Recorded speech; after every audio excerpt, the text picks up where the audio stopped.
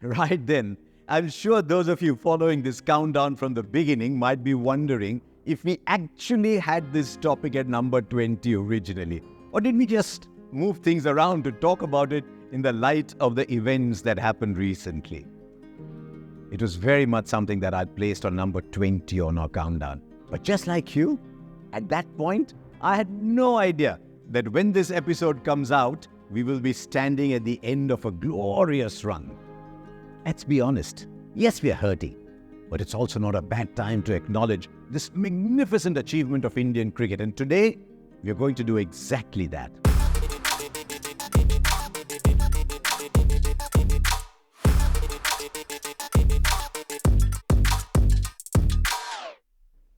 As a cricketing destination, India was always challenging for visiting teams.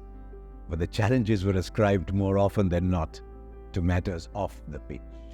On the pitch, it wasn't until the 90s that India found their mojo. It was in fact in the 90s that they really made it a fortress as they went unconquered throughout the decade. In this century too, there were just 3 series losses in red ball cricket.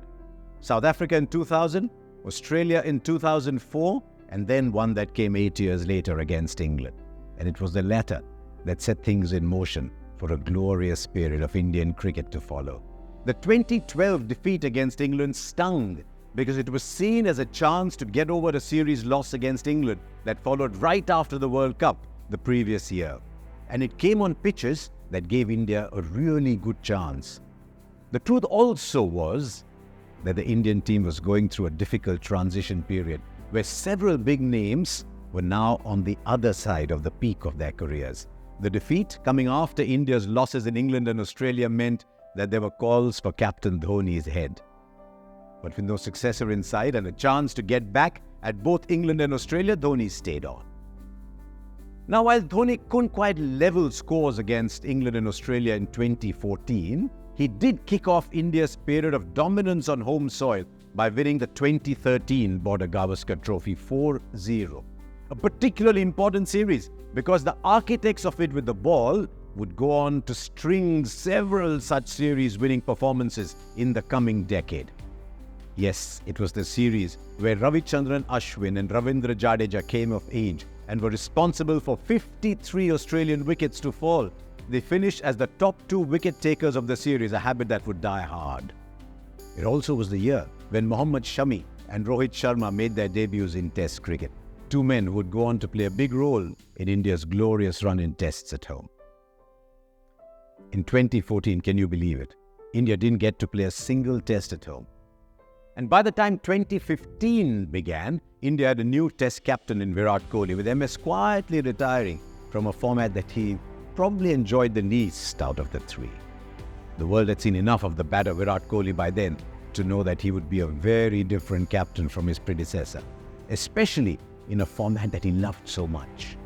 And the years that followed gave ample evidence of that. The ferocity of Virat, the Test captain, was second only arguably to the ferocity of Virat, the batter. His team played a very positive brand of cricket, always trying to be on the front foot. A strong South African side was dismantled in 2015. It was a similar story with New Zealand when they arrived. And when England came calling in the winter of 2016, they met Virat at the peak of his batting prowess. The result? A 4-0 win, including, by the way, 2 by an innings after England had made more than 400. Now, if South Africa, New Zealand and England couldn't, could Australia?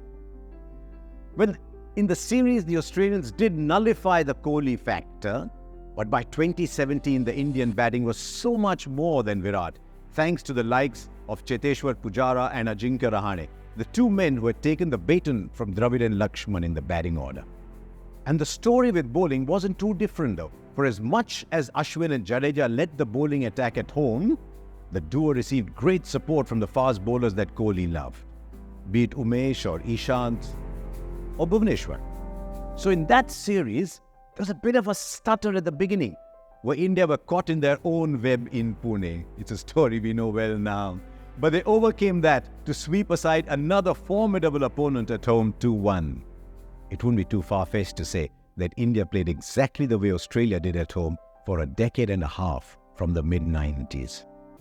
They were ruthless. They had every base covered. The batters scored big runs. The bowlers hunted together. And teams were barely managing to take test matches into the last day. And that's how they extended this domination under Virat, by not losing a single test match at home in the 4 years that followed. And for a good couple of years, nothing changed.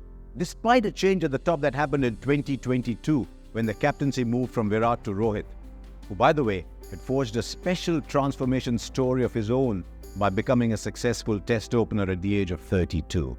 And both these captains also enjoyed some generational talents at their disposal in the form of Ravichandran Ashwin, Jasprit Bumrah and Rishabh Pant, and a world-class all-rounder in the form of Jadeja. Yes, all these players made massive contributions to what India managed to do for 12 years. Then there were the likes of Shubman Gill, Yashasvi Jaiswal, Mohammad Siraj, Akshar Patel, who in the last few years assured the nation that the glitz and glamour of the T20 League hadn't done any damage to the hunger for red ball cricket among talented youngsters. The New Zealand defeat might have put doubts in your head, but trust me, there is evidence to suggest that Indian cricket is in safe hands. However, one can't deny that the end of this streak has made it interesting to see what follows next, because several names integral to this domination at home are perhaps in the last phase of their careers. Mind you, the likes of Ashwin, Jadeja, Virat, Rohit, they leave behind massive shoes to fill, as much as we would hate to accept. Maybe the defeat to New Zealand has shown that the team has once again moved to an inevitable period of transition. But lest we get too gloomy, let's not lose perspective of what this team did and how they made us feel over 11 years. Yes, it could have been great if the streak had extended a little bit more, but even then, 18 Test series wins at home is heartening, especially to cricket fans like us who grew up in the 70s and 80s. And here's hoping, maybe, that just like the loss to England in 2012 did, this loss to New Zealand becomes the foundation stone of an even longer period of dominance at home. As always, a question to end the episode. Draws against India in India have become so rare in the last decade. Tell me then, which visiting team last managed to draw 2 tests in a series against India?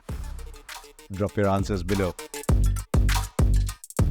I'll see you soon again with event number 19 on our list that we believe defined Indian cricket. So thanks for watching, and do subscribe to this channel.